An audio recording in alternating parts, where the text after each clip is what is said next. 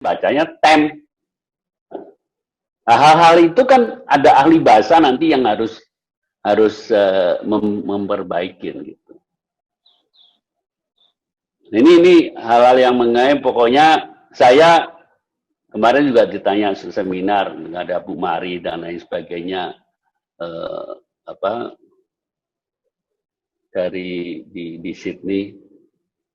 Bagaimana dengan fusion? Saya bilang saya orang Indonesia.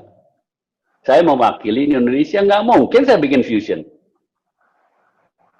Saya menjadikan otentik, suka nggak suka, otentik. Yang kita kompromikan adalah semua pedes. Gitu. Saya nggak pernah minder menyajikan makan Indonesia selama itu kita pilih. Indonesia banyak yang harus dipilih.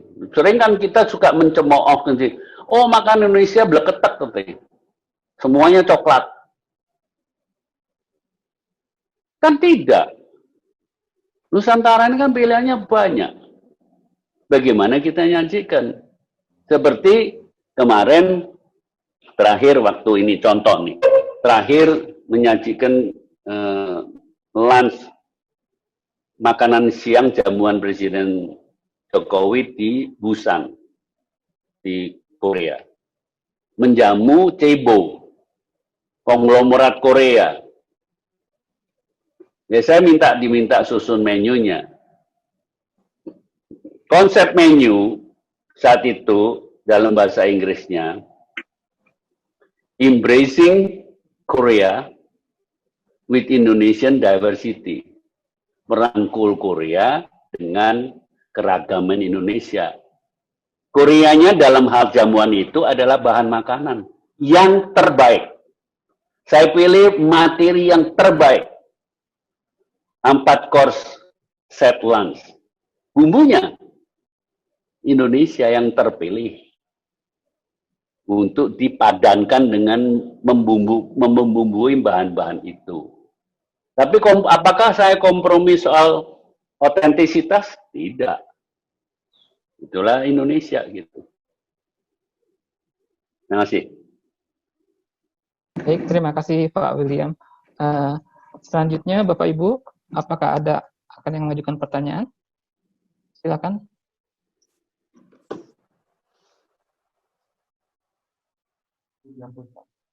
Bu Tiapul, silakan Ibu.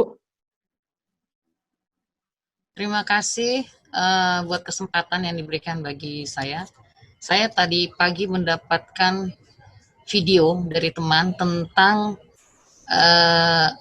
ada pabrik Indomie di Afrika, di Ethiopia, di Addis Ababa. Saya agak surprise juga, ternyata Indonesia juga sudah mencoba untuk menanamkan investasinya di Afrika.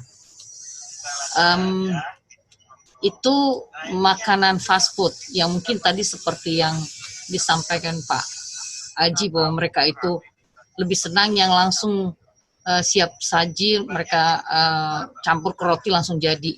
Nah, Indomie itu pun kan begitu ya, dicemplungin langsung jadi. Sebenarnya kalau masalah bumbu jadi, saya pikir juga sudah banyak produk Indofood ya.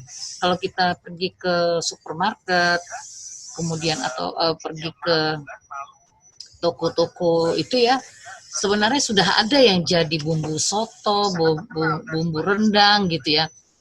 Cuman memang seperti apa yang dikatakan oleh Pak William Wongso juga, bahwa kita tidak punya standar rasa. Nanti merek apa itu udah berbeda sendiri rasanya. Nah, tetapi apakah mungkin kita membuat standar rasa dengan misalnya untuk membuat rendang seperti ini rasanya, ini bumbunya, ingredientsnya, kemudian memasak gulai seperti ini ingredientsnya. Padahal ya, saya mau masak saja, misalnya saya belajar melalui YouTube atau melalui orang yang saya rasa enak masakannya, ketika saya masak sudah berbeda rasa. Gitu. Nah, apakah memang harus seperti itu supaya rasa itu standar baik di Indonesia ataupun di luar negeri?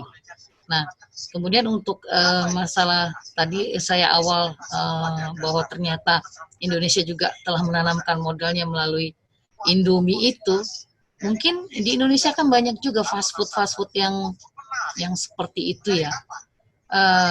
Mungkin bisa rendang dibikin jadi fast food gitu ya, atau sekarang aja sudah ada bubur ayam fast food juga, tinggal rebus jadi seperti itu mungkin bisa juga diekspor. Cuman mungkin orang Indonesia kurang berani untuk menanamkan modal di luar negeri, apalagi kalau cuman UMKM, dia harus mengekspor, dia butuh pasti modal yang besar.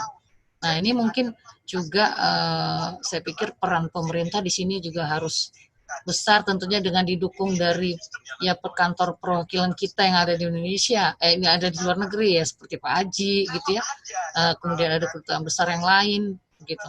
Mungkin ini memang perlu tidak sekedar kayak tadi hanya mengenalkan gitu Pak Haji, tidak hanya mengenalkan ini makanan Indonesia gitu, seperti ini gitu, tetapi mungkin perlu juga mendatangkan sekalian membuat mungkin seperti itu, tidak bisa pabrik tapi apa warung atau rumah makan atau apa yang dipastikan dia bisa berumur panjang, tidak hanya berumur 6 bulan atau berapa gitu. Mungkin itu yang bisa usaha-usaha yang kita lakukan mungkin ya Pak ya, ketika kita mau bahwa makanan Indonesia itu bisa dikenal seperti masakan Thailand, Vietnam dan sebagainya itu Pak. Mungkin itu yang bisa saya share Pak. Terima kasih. Baik, Bu Tia Pus, terima kasih. Pak Haji silakan langsung aja tanggapi pertanyaan Ibu Tia.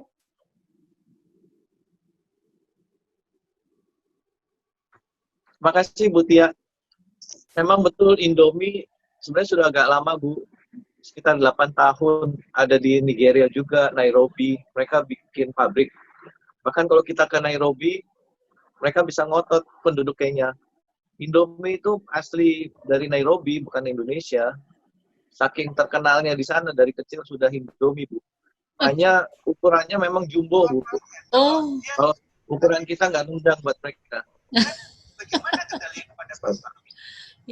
Nah, kalau terkait dengan rasa, memang saya setuju, Bu. Hanya memang tergantung dari pasarnya.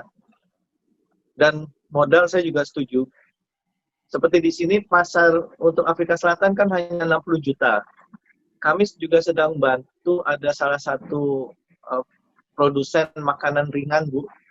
Mungkin sudah kenal produknya Beng Beng, Coki Coki, Astor. Saya tidak bisa sebut namanya karena belum jadi.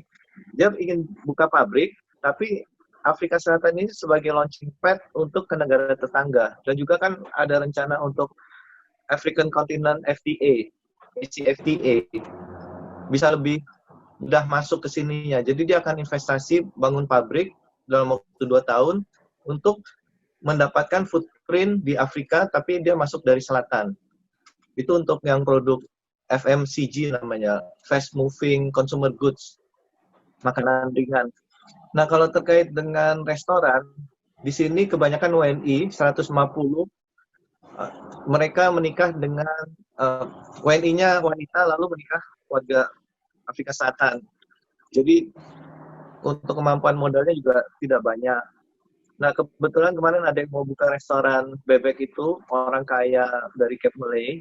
Sebenarnya saya mau nebeng di situ. Mungkin teman-teman kalau ada produk yang mau dijual di sini, mungkin nastarnya kayak atau apa, silakan aja. Nah, saya malah terpikir bikin supermarket, Bu. Jadi buka satu kios, akan saya isi dengan produk Indonesia, bumbu-bumbu juga, karena pasarnya ada, sama yang sudah pernah ke Indonesia, dan mereka selalu mencari bumbu otentik Indonesia. Cuma memang edukasinya juga pelan-pelan, seperti misalnya spices, mereka rupanya sudah terbiasa dengan rempah-rempah yang diimpor dari Vietnam. Lada, padahal ladanya Vietnam, dia impor dari Bangka Belitung untuk white pepper, lada putih. Lada putih kita sebetulnya kelasnya premium. Cuma begitu masuk Vietnam, dioplos, jadi kualitasnya rendah. Nah ini saya mencoba mencari pasar yang agak niche. karena mereka sudah terbiasa dengan lada yang murahan, yang sudah dioplos. Saya harus meyakinkan mereka bahwa lada kita sebetulnya yang dari Babel ini lebih enak kalau dibikin makanan. Ya, mau saya doakan saja Bu, saya bisa bikin supermarketnya tahun depan. Makasih. Ya, seperti itu. Bisa saya Oh ya. Bisa saya jawab, kasih sedikit Bu Tia. Silakan Pak Wongso untuk menambahkan. Tadi mengenai bumbu, standar bumbu. Saya rasa standar bumbu itu sekarang yang ada di pasaran itu menurut saya cukup baik standarnya. Yang beda itu kualitas. Contohnya kalau kita ngomong bumbu rendang yang dibikin di Sumatera Barat itu nggak terhitung polanya. Komposisi bumbunya itu beda-beda. Hanya pola masaknya merandang itu sama. Karena tiap daerah itu punya kearifan lokal. Menurut Pak Gubernur, di Sumatera Barat ada 950 nagari. Kalau satu nagari punya satu versi, berarti 950. Memang kita memperkenalkan semuanya? Tidak. Harus pilih sesuatu standar. Yang saya kemarin perkenalkan kepada Gordon Ramsay adalah saya anggap bumbu yang paling lengkap untuk mengagetkan Gordon Ramsay. Begitu lihat bumbunya 15, pusing dia. Terus begitu lihat hasilnya, rasanya begitu harmonis, respect dia. Kok bisa 15 jenis yang profilnya beda-beda, hasilnya kok bisa begini? Nah, memang selama ini yang kita selalu bahas, rumah makan Indonesia di luar gitu masih mengacu pada masing-masing bikin bumbu. Tidak halnya dengan restoran Thailand. Karena mereka yang bikin bumbu itu adalah pemilik-pemilik sendiri. Sehingga nggak dihitung ongkos kerjanya. Sebagai contoh pola kerja ini di rumah makan. Saya Juli tahun lalu itu dapat tugas untuk menyajikan masakan Indonesia di Vienna International Center, di mana di situ itu adalah salah satu unit PBB di bidang NASA, di bidang angkasa dan nuklir. Kantinnya besar, dapurnya besar. Setiap hari kita menyajikan hanya satu jenis lauk, 5 hari. Sebagai contoh, satu hari saya harus membuat menunya rendang dengan sayur dan nasi. Tapi rendangnya yang kagetnya buat saya udah sering. Banyak orang mengagetkan adalah jam setengah 12 kita harus siap 120 kilo rendang yang udah jadi. Tim kita dijemput jam 5 pagi dari hotel. Saya ingin tahu bagaimana kalau semua bahan bumbu harus dibikin di sana. Belum lagi nyarinya, belum nanti belum lengkap. Saya sebagai contoh, rasio aja untuk 100 kilo daging, bumbu segar, serai, jahe, cabai, semua kita kombinasi ini itu sekitar 40%, 40 kilo. Siapa yang ngerjain? Kita kan berangkat tidak dengan full tim sampai 20 orang. Untuk ditugas untuk bersihin cabai, bersihin itu, untuk giling, dan lain sebagainya. Kita bawa dari Indonesia. Bumbu jadi, dan tinggal aplikasi di sana. Menggunakan alat-alat modern. Jadi, 120 kilo, jam setengah 12.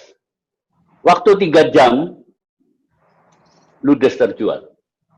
Dalam waktu 3 jam. Habis tuh 120 kilo. Karena ada di Indonesia kantinnya 3 jam jual rendang 120 kilo kan nggak mungkin. Nggak terjadi. Karena di sini banyak. Di sana orang banyak dengar, terus kepingin, terus referensi pada temannya, responsif temannya langsung ikut pesan. Makanya peranan bumbu itu penting kalau kita memang benar-benar mau serius. Perusahaan bumbu juga harus serius. Jangan asal bikin bumbu, kompetisi harga, bukan kualitas. Dan juga yang dipakai ke luar negeri itu sudah nggak bisa bentuk saset. Bentuknya harus kiloan, 1 pil, bisa 4 kilo, 1 kemasan. Karena ini dipakai restoran. Sekarang itu belum minim banget. Saya ingat waktu zamannya saya di Garuda, itu kita semua kita kirim bumbu. Termasuk semua airline itu, Singapore Airlines kirim bumbu. Malaysia kirim bumbu. Dan airline-nya, peranan airline-nya penting sekali. Karena airline yang membawa bumbu-bumbu itu ke stasiun-stasiun catering di mana-mana. Karena tidak mungkin catering di Jepang mau bikin bumbunya rendang di sana. Nggak mungkin. Termasuk di Belanda. Di Belanda itu sekali bikin loading untuk satu menu rendang saja, itu 2.500 porsi di industri, itu 250 kilo daging. Semua bahan dikombin 750 kilo termasuk santan. Itu semua datangkan dari Indonesia karena mereka nggak mau mengolah bumbu. Mereka masukkan dari Indonesia, bumbu jadi, dan santan dari Indonesia. Itu yang terbaik buat makanan Indonesia. Itu menurut saya standar itu masing-masing harus bikin standar. Karena memang kita sudah ada standar, bumbu rawon ada. Semua kan banyak bumbu rawon. Tinggal sekarang kita pilih bumbu rawon yang mana. Lain halnya di Korea. Korea kalau kita ke toko bumbu Korea, bahan-bahan Korea, kita lihat bumbu gochujang misalnya. Gochujang itu bumbu sambal, bumbu masak India sambal dari cabai. Itu boxnya semua sama, merah. Hanya labelnya beda. Labelnya dari perusahaan masing-masing. Demikian juga dengan Thailand. Saya waktu di Frankfurt Book Fair, Indonesia saat sebagai guest country, kita kehabisan bumbu, karena di luar perkiraan yang makan 9.000 per hari. Karena restoran yang kita sebagai guest country harus mengolah satu restoran menu Indonesia. Itu yang makan 9.000. Otomatis kehabisan. Akhirnya nyomot juga dari Thailand. Berkarton-karton di gudangnya. Bumbu Thailand. Dipakai di sana. Kita nggak berperan. Kenapa? Yaitu tidak dikenal. Terus tadi Ibu mengatakan UMKM untuk ekspor, saya rasa terlalu dini untuk dibahas karena mereka itu high cost. Karena kalau sampai mereka ekspor, fasilitasnya benar-benar AACCP dan lain sebagainya. Yang kemarin saya usulkan, membumbuin Nusantara. Saling membumbuin. Setiap daerah punya bumbu, beberapa jenis bumbu, memperkenalkan bumbu itu antar daerah. Dulu gitu. Sampai nanti mereka bisa cukup kuat, mereka bisa masuk ke ini production sampai ke ekspor, itu setelahnya. Market di Indonesia ini gede. Indonesia Timur itu masakannya juga itu-itu aja gitu. Kalau kita bisa perkenalkan bumbu dari Aceh yang sudah jadi, tinggal mereka masak, kita ajarin aja aplikasinya. Itu kan di suatu bidang yang selama ini belum dikelola. Sekarang ini di mana-mana kita bisa beli bumbu. Tapi kan untuk orang-orang tertentu saja, apalagi zaman pandemik ini. Lebih baik nyimpen bumbu, belajar bikin bumbu daripada ngelihat resep terus. Kalau ngeresep harus dihitung. Kalau dalam bumbu kita bisa bermain dengan bumbu. Punya bumbu merah, putih, hijau aja udah bisa macam-macam makanan. Jadi tagline-nya sekarang satu bumbu aneka masakan gitu. Itu tentang isu-isu bumbu. Kita nggak usah. Thailand itu tidak pernah memperkenalkan aneka masakan bumbu tom yum, hanya satu. Kalau mau lebih dari itu datanglah ke Thailand. Karena tiap pengolahnya beda-beda seperti Ibu tadi katakan. Soto aja, rawon aja dari Jawa Timur ke sampai Jakarta itu masing-masing punya kepekatan sendiri-sendiri gitu. Terima kasih. Baik, terima kasih Pak Haji, Pak Ongkel. Selanjutnya ada Pak Budiarman Bahar. yang akan mengajukan pertanyaan. Silakan Bapak.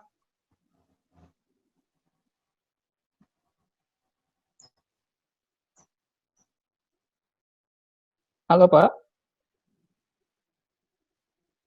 Halo Pak Budiarman. Halo Pak.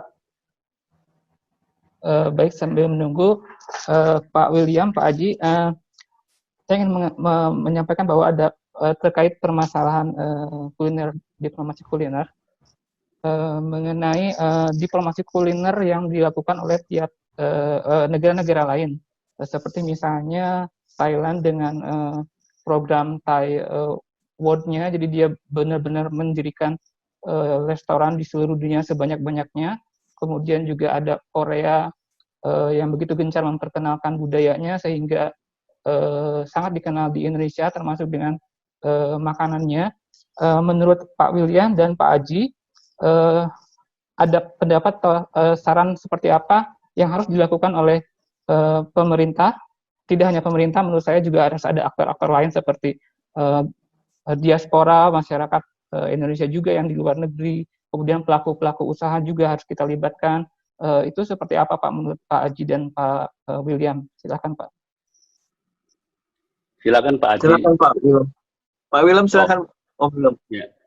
Begini, kita kalau lihat, kita tuh Thailand sudah, kita itu ibaratnya kalau di olahraga tuh udah ketinggalan kemana-mana. Thailand itu sekarang Thailand itu ada lebih dari 26.000 gerai rumah makan. Dan ekspor bahan makanannya udah miliaran dolar.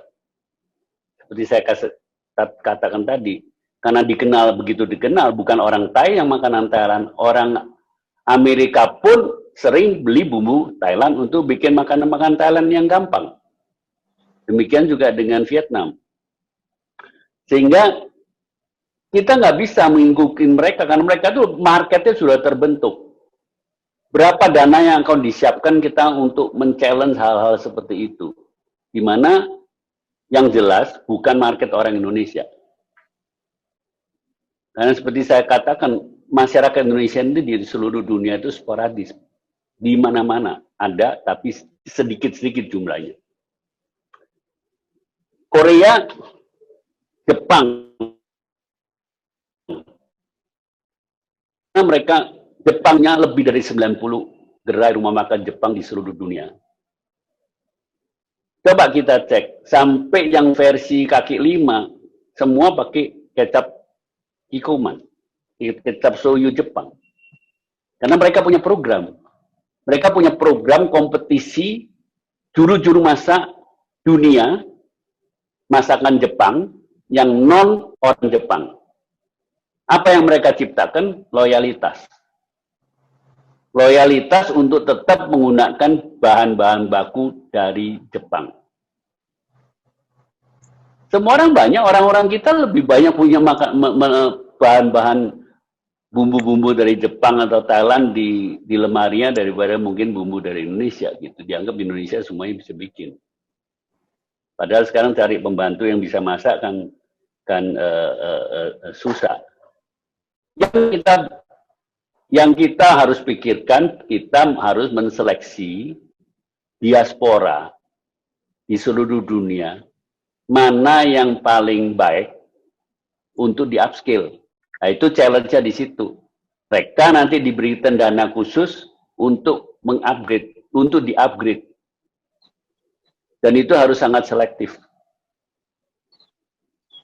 Tanpa proses itu, seperti saya katakan, buka rumah makan, tiap 6 bulan kalau dana enggak ini, semua berguguran. Bukti praktis,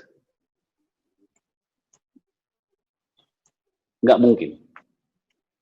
Makanya kemarin pilihan lain sementara terobosannya itu melalui bumbu. Membumbukan dunia dengan target tertentu pada awalnya.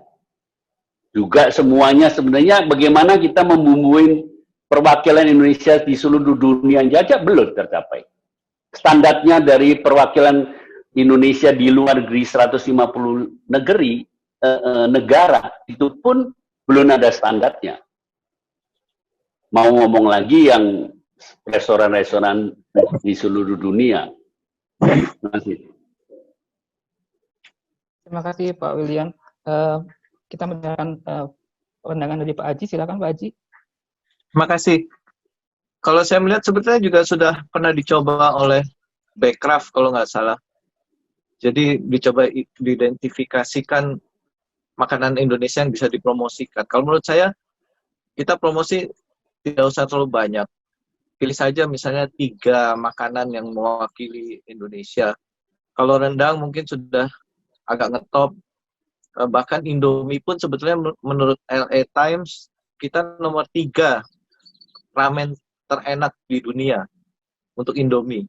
Jadi sudah ada iklannya sendiri sebetulnya kalau untuk rendang, Indomie.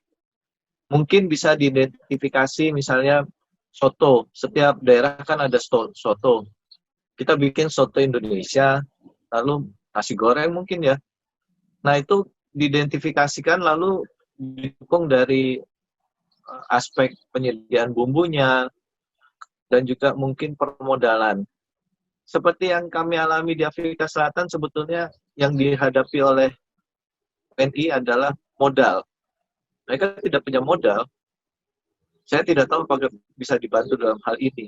Karena kalau dibantu dari perwakilan RI, kami terkendala oleh peraturan keuangan yang sangat rigid.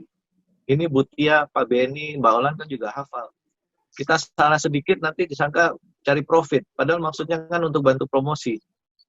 Kalau saya terpikirnya sebetulnya begini, dari arahan Jakarta, misalnya kita harus mempromosikan soto, kami bantu dengan cara misalnya menyediakan tempatnya. Di sini kan ada ABK, anak buah kapal ada 400 orang. Saya bisa bikin warung internet, Indomie, telur kornet misalnya ya. Warung Indomie aja, kalau mereka sering datang kan pasti turis-turis juga mereka tertarik. Saya bisa taruh di situ bumbu-bumbu Indonesia, makanan lain. Daripada ABK berantem dengan ABK Filipina kan mendingan mereka aktif di warung internet itu. Tapi kan kalau sebenarnya kita ada anggaran untuk rumah singgah. Cuma kalau dicampur dengan promosi makanan, bisa diperiksa KPK itu urusannya. Jadi memang agak sulit dari segi pemerintah untuk mengelola keuangan, apalagi kalau yang menggunakan dana APBN, kita kan memang harus accountable. Mungkin lebih di situnya sih kalau saya melihat. Baik, terima kasih Pak Haji, Pak Wongso. Bapak Ibu selanjutnya saya coba panggilkan kembali Pak Budiarman. Halo Pak. Ya, terima kasih. Silakan Bapak. Ya? Terdengar Pak. Ya, terima kasih Mas Sambas. Pak William Wongso, saya Budiarman, mungkin masih ingat dulu kita di KAA di Bandung, peringatan KAA yang ke-50 sama-sama kita bantu Pak. Ya ingat Pak, Bapak pernah di Melbourne ya? Iya, saya waktu itu pernah di Melbourne. Dan Mas Haji, Pak Konjen, terima kasih. Apa kabar, ini Pak? udah kabar baik. Pak Dubes Patikan. Jadi begini Pak, saya ikut nimbrung ya mengenai promosi makanan kita, kuliner kita. Memang problem kita dari dulu adalah susah orang-orang asing itu untuk bisa bertahan membuat rumah makan Indonesia, karena memang rasanya mungkin memang berubah-ubah ya. Oleh karena itu tadi saya tertarik atas penjelasan Pak Wongso ya, bahwa mengenai masalah bumbu itu Pak, apakah kita tidak pernah berusaha kalau memang pemerintah punya kemauan yang kuat untuk mencoba memfabrikasi bumbu yang memang tentunya itu butuh dana dan butuh pemikiran Pak ya, supaya bumbu-bumbu itu tinggal jadi gitu. Jadi kayak Pak Wongso pergi ke Bina kemarin, tinggal pesan aja, saya pesan bumbu sekian untuk rendang Padang. Nah ini yang mungkin restoran-restoran kita kalau kita bekali dengan bumbu-bumbu yang sudah tersedia, itu bisa di mana-mana orang di Australia mau pergi ke Belanda, kemana, ke Spanyol, itu bisa merasakan ini yang sama gitu, taste yang mirip lah paling tidak ya. Dan benar Pak Haji tadi bilang bahwa kita jangan banyak-banyak memang. Kalau udah ada rendang, ada umpamanya sopnya itu banyak soto apa, pilihlah soto ya. Banyak soto kudus, bumbu juga dibikin gitu. Ini sekedar pendapat saya aja Pak ya, bahwa memang rasanya capek juga dari saya masih junior sampai sekarang melihat hidup terus tenggelam lagi restoran-restoran di luar negeri. Di Spanyol dulu pernah ada orang Spanyol buat Pak di Madrid ya. Tapi cuma berlangsung 6 bulan memang, berlangsung 6 bulan. Yang agak lama adalah di Belanda. Karena di Belanda apa? Karena memang mereka sudah agak nama makanan Indonesia itu sudah rada terkenal. Kalau di Melbourne, beruntungnya teman-teman kita yang bikin restoran di Melbourne adalah banyak mahasiswa Indonesia. Waktu saya di sana saja ada sekitar 9.000 mahasiswa dan ditambah dengan 10.000 residen. Jadi lumayanlah, paling tidak ada 3-4 yang hidup. Tapi untuk yang fine dining ini yang agak berat. Fine dining agak berat. Jadi kalau cuma laku aja asal ada orang Indonesia, saya kira laku. Jadi kayak gitu Pak. Nah, saran saya mungkin ya, Pak Wongso bisa menyarankan kepada pemerintah, lebih bagus kita konsentrasi. Yang pertama itu adalah bagaimana kita bisa ikut semacam festival-festival food di negara-negara besar. Contohnya di Spanyol, di Melbourne itu Pak, itu setiap tahun ada festival makanan Pak. Besar sekali festival makanannya. Saya dulu ingin ikut, tapi saya sudah tahu di tahun terakhir. Dan sayangnya saya tidak dapat budget untuk itu, karena biayanya memang agak besar ya.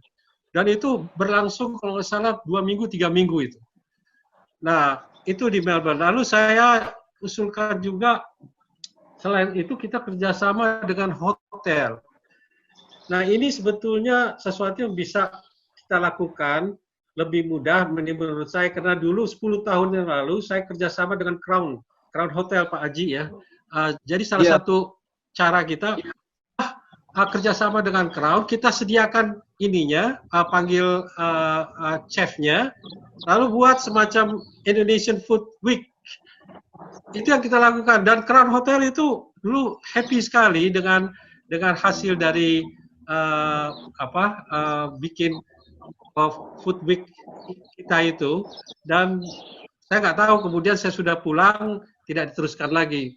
Harusnya ini kalau kita bisa maintain kerjasama dengan hotel-hotel terkenal di negara-negara di luar negeri itu, tiap tahun paling tidak kita mengadakan sekali, itu saya kira perlahan-lahan masakan Indonesia akan lebih dikenal. Tapi syaratnya itu juga barangkali Pak William ya, bahwa kita perlu menyamakan dulu strategi rasanya tadi, gitu. Strategi rasa dan lalu bumbu. Terima kasih, itu saja yang bisa saya sampaikan kali ini. Terima kasih Pak Budiaman. Senang bisa koneksi lagi. Baik, tadi Pak Budiaman menyampaikan masukan pada diskusi kita. Bapak, Pak William, apa ada tanggapan? Ya, ini tadi Pak Budiaman kita ingat pada tahun 2005 sama-sama menyiapkan KAA di Bandung itu aja sulitnya setengah mati ya Pak ya. Yeah. Dengan dihadirin oleh berapa 25 kepala negara ya untuk menyajikan Indonesia. Di Bandung itu nggak punya fasilitas sama sekali. Fabrikasi bumbu itu sebenarnya tidak perlu dilakukan oleh pemerintah Pak. Swasta itu udah cukup banyak. Tinggal mereka itu yang memperbaiki diri dalam kualitas dan packaging dan market. Jadi semoga nanti kalau dimulai dengan program-program Indonesia Spice Up the World, kita juga tidak menyajikan aneka bumbu sampai sekian puluh macam. Karena saya percaya kalau kita ajarkan aplikasi aja, satu bumbu itu bisa dipakai macam-macam versi masakan. Apalagi kalau kita ngajarkan, kita nggak mungkin mengajarkan orang non-Indonesia untuk masak Indonesia. Dari scratch, lihat resep, dan lain beli bumbu sendiri itu nggak mungkin. Tapi dengan ada bumbu jadi, seperti bagaimana orang Amerika dengan gampangnya masak mereka, karena dia tinggal beli red curry, green curry, fish sauce, dan lain sebagainya, mereka udah bisa bikin masak di rumah. Memang benar Pak, kita ini nggak pernah ikut seperti waktu Pak sebagai konjen di Melbourne. Melbourne Food Festival itu salah satu yang terbaik. Itu berlangsung 1 bulan Pak, kalau nggak salah. Itu kita nggak pernah, karena partisipasi daripada Melbourne Food Festival itu kebanyakan rumah makan yang ada di Melbourne. Saya nggak tahu rumah makan Indonesia itu pernah ikut partisipasi. Saya lupa kalau di Melbourne sekarang ada rumah makan, nggak tahu sudah lama. Bapak mungkin tahu ya, Garam Merica. Oh, tahu Pak, Garam Merica. Ya, memang kita nggak ada yang ikut Pak. Di festival itu nggak pernah ada yang ikut. Nggak pernah ikut, karena juga mungkin karena mahal. Karena mahal ya, betul. Sebenarnya kalau gitu-gitu memang dari pemerintah itu kan sebenarnya tempat ajang promosi Indonesia. Mestinya dari pariwisata yang mendanain. Terus juga program seperti Indonesian Food Week itu bagus di mancanegara, dan itu tetap harus bawa bumbu dari Indonesia. Ya, hanya tidak konsisten Pak. Sebentar ada, sebentar nggak ada gitu. Itu yang agak lemah di kita.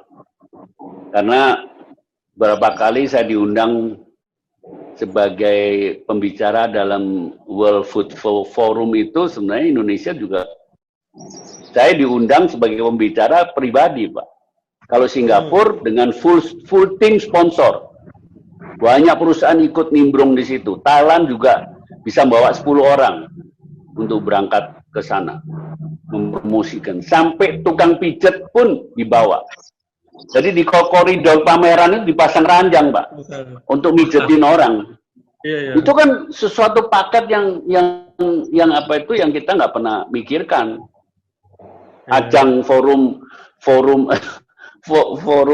makanan kok ada tukang pijet gitu. Itu kan salah satu bagian dari tourism Thailand.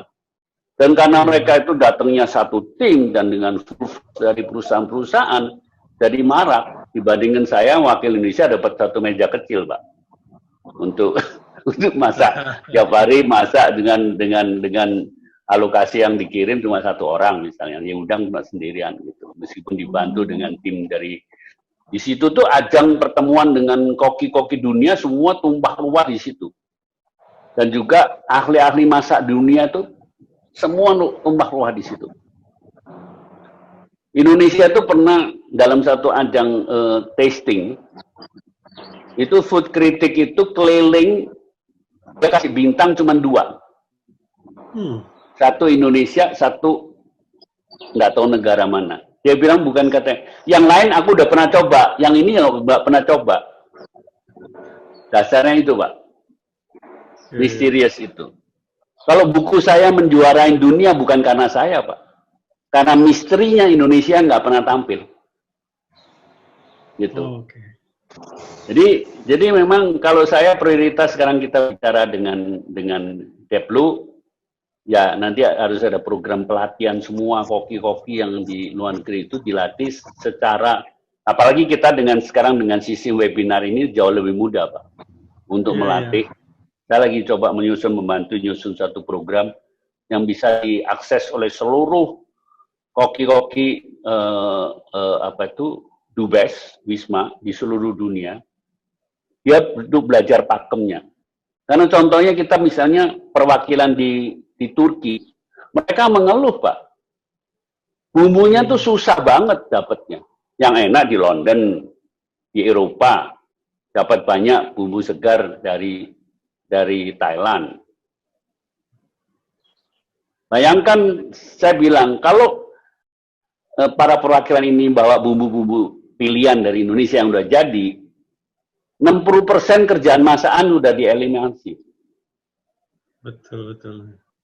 Tapi yang ada sekarang ya mau cari repot, belanja bumbu, nyimpen bumbu, kelewatan dikit busuk, dan lain sebagainya. Dan secara ekonomis nggak muter ke kita, Pak. Muternya ke Thailand. Dia nggak beli barang Indonesia. Kan itu bahan-bahan serai apa itu kan bukan bikinan Indonesia. Indonesia kan nggak bisa mengekspor bahan-bahan itu. Jadi hal-hal itu waktu Bekraf juga mau mempromosikan misalnya soto gitu. Nggak mungkin dong kita mengajarin orang non-Indonesia suruh bikin soto. Mana mau mereka bikin soto. Tapi kalau kita tunjukin ini bumbu, bisa kamu masukin di rebusan daging kamu cemplungin bumbu ini. Begitu dia coba, loh, kok dapat profil rasa baru? Sama aja dia masukkan cube bouillon, Maggi atau apa itu. Indonesia dulu kan nggak ada kecap awal puluhan tahun yang lalu. Masuknya Maggi dulu. Diperkenalkan lewat hal-hal seperti itu. Itu selera akhirnya mempengaruhi. Thailand kenapa Maggi laku sekali? Semua di Maggi ini Thailand. Ya gitu, Pak. Terima kasih. Baik, terima kasih Pak. Selanjutnya saya coba akan membacakan pertanyaan yang muncul di chat. Ini dari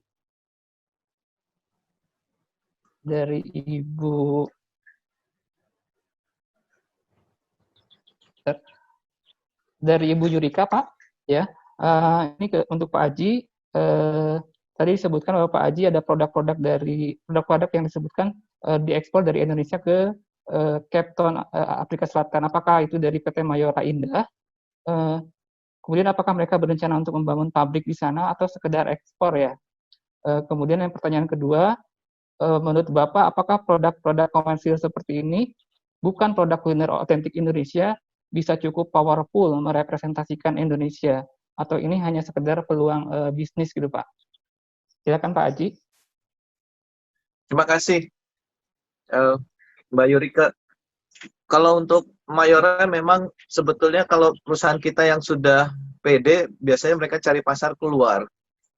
Dan memang seperti Mayora itu mereka sedang scouting antara Ethiopia, Nigeria, atau Afrika Selatan. Jadi mereka sedang mencari opsi. Cuma mereka tertarik dengan Cape Town karena langsung dari selatan bisa ke beberapa negara tetangga. Pasar Afrika Selatan kan cuma 60 juta. Kalau produknya sudah banyak di sini, ada Beng-Beng, Astor, Coki-Coki, mereka juga suka. Orang Afrika Selatan suka yang manis-manis. Jadi anak kecilnya ya kebanyakan mereka suka Astor, Beng-Beng. Nah, selain untuk sebenarnya bukan masalah makanan otentik, tapi identik lebih ke Indonesia. Jadi bisa dapat dua-duanya, rasa otentik Indonesianya maupun produknya. Kalau itu kan lebih ke makanan yang cepat habis, fast moving consumer goods, bukan makanan restoran. Tapi ya nggak apa-apa. Yang penting mereka tahunya kalau Beng-Beng ya Indonesia. Sama seperti tempe itu ya mereka harusnya tahunya ya tempe Indonesia, nggak ada tempe Vietnam. Kalau untuk ya kira-kira itu untuk pabrik. Mungkin saya juga kalau boleh minta masukan teman-teman, bagaimana untuk mempromosikan di Indonesia kalau ada ide-ide brilian ini kan banyak jago masak di sini. Nih Mas Rudi ini ganteng-ganteng gini juga jago masak. Ada Mbak Duma, ada Mbak Tias, Mbak Olan ini kan jago masak semua nih. Ada Linda juga. Kalau ada ide-ide silakan disampaikan. Makasih. Terima kasih Pak. Pak, ini juga menyambung pertanyaan dari Ibu Dini di chat. Ini kepada Pak Aji. Apakah ada kemungkinan atau peluang untuk memasarkan produk kuliner Indonesia di Cape Town, Pak, di Afrika Selatan? Mungkin juga ini bisa ditanggapi oleh Pak William, karena saya tahu Pak William tahun kemarin pernah juga mengadakan event di Afrika Selatan ya Pak, itu di KBRI Pretoria, juga di KJRI Cape Town. Silakan Pak. Kalau produknya tergantung, karena kalau misalnya di vakum, yang penting kemasannya, asal di vakum. Saya nggak tahu produknya apa. Kalau misalnya pempek, ya harus ngetes juga selera mereka di sini. Seperti kemarin kami event untuk kuliner, yang penting sebenarnya feedback dari mereka. Karena kalau kita cuma menampilkan demo masak kemudian selesai, ya kita nggak tahu sebetulnya responnya bagaimana. Makanya kemarin kan kami mengundang influencer, blogger, supaya kami juga bisa tahu rasa apa yang bisa diterima oleh mereka. Jadi kalau produk Indonesianya mungkin lebih ke kemasan, kemudian juga kalau boleh kami dikasih misalnya harga FOB dalam US dollar. Karena misalnya sarden, kita juga punya pengalengan sarden di Banyuwangi. Tapi tentunya kan harus bisa bersaing dengan harga di sini. Atau misalnya canned pineapple, mereka juga suka. Biasanya untuk dessert. Jadi harganya harus bisa bersaing di sini. Yang jelas kalau teman-teman misalnya ada rencana untuk promosi produk atau ekspor, hubungi saya aja. Maksudnya, insya Allah kami bisa bantu. Tapi ini border belum dibuka masalahnya. Mudah-mudahan border sudah bisa dibuka bulan Februari, jadi ekspor impor sudah bisa berjalan.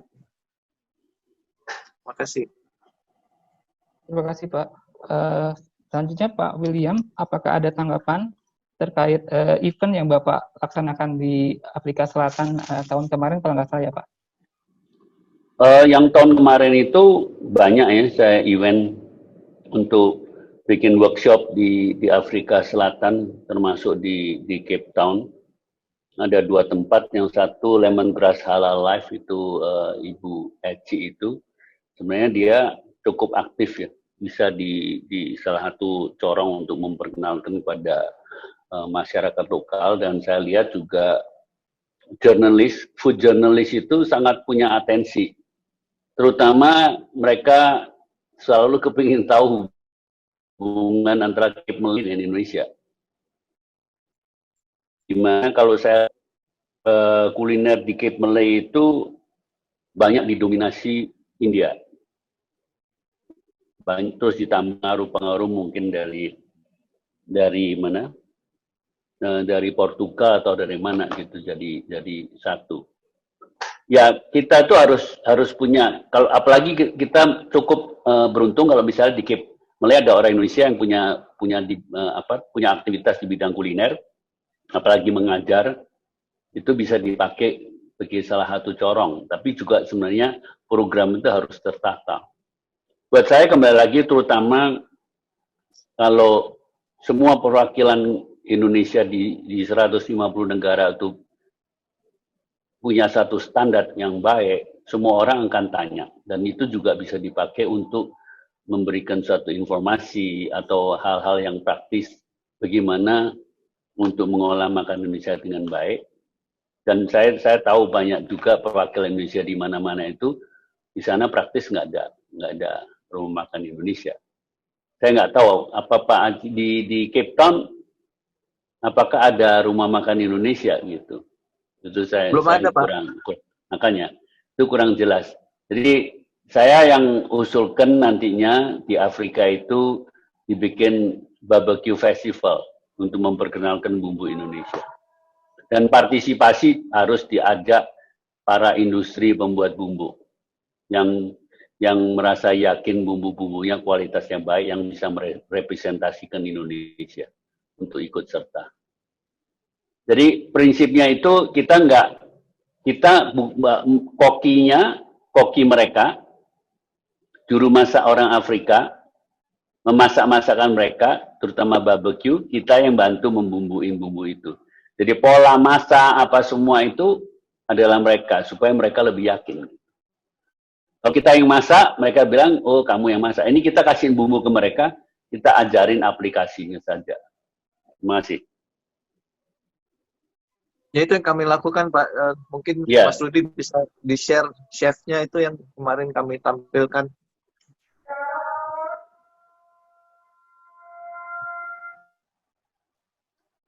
Itu penting, Pak.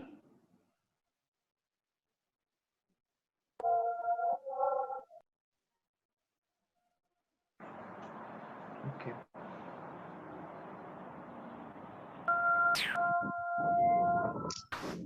Nah, ini dia bikin semacam bar snack dari tempe.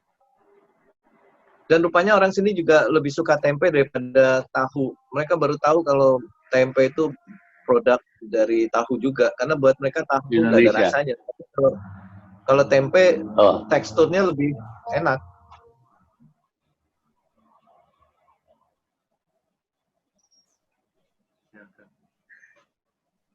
Baik Pak Haji, Pak Wongso, ini waktu kita 5 menit menuju pukul 3.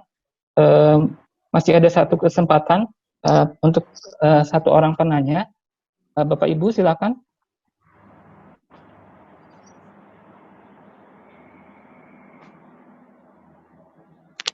Mohon izin Pak Sambas. Oh iya, silakan Pak Iqbal.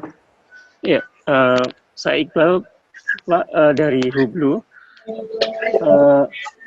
Saya ingin komentar saja Pak. Mungkin apa yang disampaikan Pak William Wongso mengenai bumbu dan tadi bagaimana kita lebih baik melatih bagaimana dengan bahan lokal menggunakan bumbu kita, itu kan akan membuka potensi baru bagi pasar, terutama mungkin di Afrika yang relatif pasar non tradisional kalau dalam ekspor impor kita kan. Apakah dimungkinkan misalnya mendukung itu dengan semacam ada kerjasama sekolah chef ya mungkin ya, semacam itu antara di Indonesia dan mungkin negara-negara lain, kemudian dengan kurikulum memasak kita dan didukung oleh perusahaan-perusahaan bumbu. Jadi ada sinergi antara swasta, dunia pendidikan dan pemerintah. Mungkin hal itu bisa menjadi diskursus untuk ke depan untuk mengembangkan potensi pasar baru terutama di dunia kuliner ini. Terima kasih. Terima kasih Pak Iqbal. Pak William, apakah ada tanggapan dari Bapak?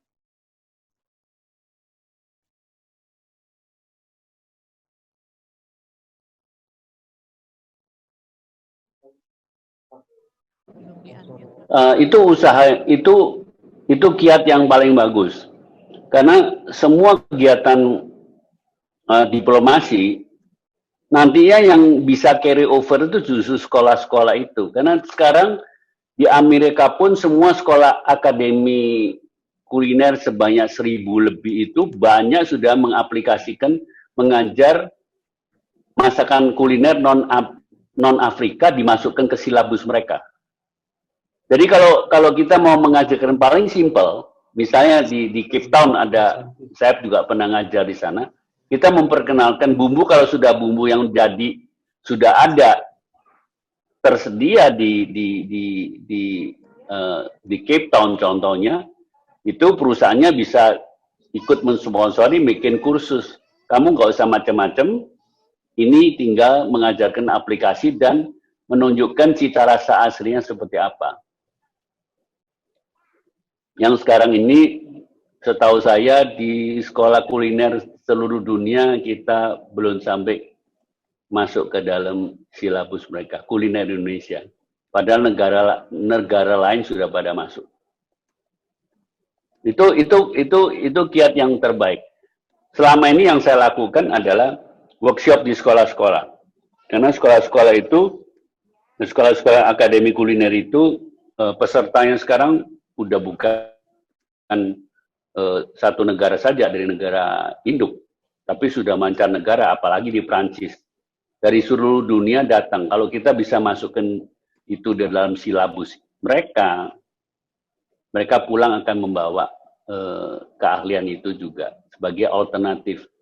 Karena sekarang ini seperti yang tadi katakan, orang bukan kalau mau cari makan bukan makan cuma satu jenis saja, tapi dia mau mengeksplor, mencari pengalaman cita rasa baru.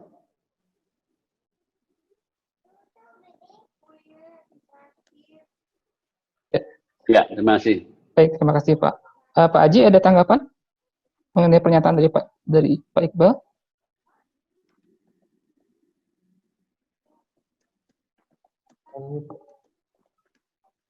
Masih mute. Ide bagus Iqbal, terima kasih. Nanti saya bisa cari akademi masak di sini dan mungkin bisa dibikin semacam lomba masak Indonesia dengan bahan-bahannya mungkin dari kita. Seperti yang kemarin juga chefnya itu sebetulnya dia juga punya restoran yang di acara kami dan dia akan mengincorporate menu dengan berbahan dasar tempe gara-gara terinspirasi dengan tekstur tempe yang enak. Nah mungkin kita bisa bikin juga semacam lomba masak lalu dimasukkan ke dalam silabus kurikulum mereka. Tapi kalau untuk kurikulum mungkin agak panjang untuk jangka panjang ya. Tapi makasih idenya, nanti kami coba terapkan di sini. Silabus cukup, Pak. Silabus saja. Iya. Baik, Pak. Baik, Pak Haji, terima kasih. Bapak Ibu, sayang sekali waktu sudah menunjukkan pukul 3. Jadi diskusi hari ini harus saya akhiri sampai di sini. Diskusi ini sangat menarik, tapi banyak hal yang belum kita bahas di forum ini, mungkin bisa di forum yang lain. Oh iya, saya juga ada pertanyaan untuk Pak Wongso. Ini banyak yang tanya ke saya, Pak, kalau misalnya banyak ibu-ibu nih yang tanya mengenai kalau misalnya mau resep makanan otentik Bapak, ini kira-kira ada kanal YouTube atau Instagram yang bisa dilihat, Pak? Oh, nanti saya harus bikin. Saya nggak terlalu ngurusin kanal YouTube. Saya ada channel William Wongso channel, bisa diakses. YouTube itu juga baru aktif mungkin setengah tahun. Oh gitu Pak, baik. Tapi kalau ada pertanyaan apa-apa silakan. Baik Pak, terima kasih. Bapak Ibu yang saya hormati, terima kasih sekali lagi kepada Pak William Wongso, Pak Aji yang sudah bersedia untuk menjadi narasumber luar biasa pada sore ini, dari siang sampai sore ini. Banyak sekali masukan-masukan, kemudian ilmu-ilmu yang bermanfaat bagi kita, hal-hal baru, bahwasanya kuliner menjadi jembatan Indonesia dengan dunia, karena kuliner itu tidak memiliki batasan. Pemerintah, pelaku usaha, diaspora, juga masyarakat hendaknya sama-sama memiliki tekad dan kuat ya, terus untuk berusaha dalam mempromosikan kuliner Indonesia di dunia untuk peningkatan diplomasi ekonomi tentunya, dan tentu untuk menghasilkan kesejahteraan bersama. Terima kasih Bapak Ibu atas atensi antusiasnya yang luar biasa. Mohon maaf apabila ada salah-salah kata. Sehat selalu. Coba saya bacakan pantun ini, pantun yang dibikin. Jalan-jalan ke Kota Batu, jangan lupa jajan kue putu. Terima kasih Bapak dan Ibu, sampai berjumpa di lain waktu. Akhir kata, saya Samba Suhajudi pamit. Selamat sore, wassalamualaikum warahmatullahi wabarakatuh. Waalaikumsalam. Terima kasih. Terima kasih. Terima kasih Bapak, Pak Wongso, terima kasih Pak Haji. Terima kasih. Terima kasih Pak Haji. Terima kasih semuanya. Sehat ya Pak. Semuanya sukses ya. Sukses Terima Pak. kasih. Sukses tempenya ya Pak Haji. Saya kalau nggak disuruh saya cuma disuruh bawa ini aja ini. Pak Haji perlu coba Pak Haji. Tempe Afrika Pak Haji. Siapa yang bikin Pak? Tadi katanya tempe Afrika tuh Pak. Oh. Pakai daging Nanti kita Afrika. nyoba daging ostrich sini Pak. Jin Love ya. Terima kasih Pak William. Terima kasih. Jadi terima kasih. Kapan-kapan ngobrol lagi. Iya, makasih Pak Iqbal. Ya. Sehat selalu. Kapan Bapak Mas